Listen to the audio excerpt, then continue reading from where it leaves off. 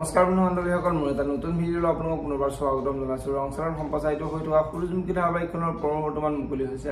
আপোনালোকে যদি সূৰুযমুখী ধাৰাবাহিকখন চাই ভাল পায় তেনেহ'লে ভিডিঅ'টোত এটা লাইক কৰি আমাৰ চেনেলটো ছাবস্ক্ৰাইব কৰি ল'ব। এনেকুৱা ধৰণৰ আপডেট মই পাই থাকিবলৈ।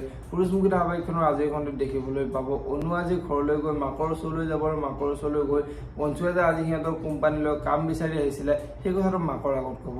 আৰু এতিয়া অনুৰ মাকে অঞ্চুৱে এতিয়ালৈকে সেই ছোৱালীজনীৰ চালাকি বুজাই নাই, সি এতিয়া চাকৰিটোহে হেৰুৱাইছে, অৱশেষত গৈ সি সকলো হেৰুৱাব লাগিব বুলি অনুৰ আগত ক'ব।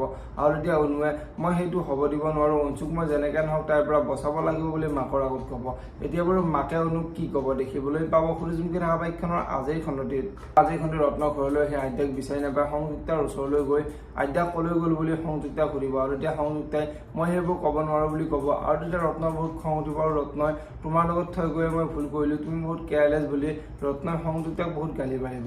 আনফালে আজিৰ খণ্ডটিত পাজিয়া আদ্যাৰ ৰাস্তালৈ যাই থাকোঁতে পাজিয়ে আদ্যাক লগ পাই ঘৰলৈ লৈ যাব আৰু পাজি ঘৰলৈ আহি ইহঁতে আদ্যাক এনেকৈ ৰাস্তাত এৰি দিছে, এইবোৰ বহুত বেয়া কাম কৰিছে, সোণ আৰু শেৱালী আত্মাই কিন্তু বহুত কষ্ট পাব বুলি পাজিয়ে নিজৰ ঘৈণীয়েকৰ আগত কোৱা দেখিবলৈ পাব।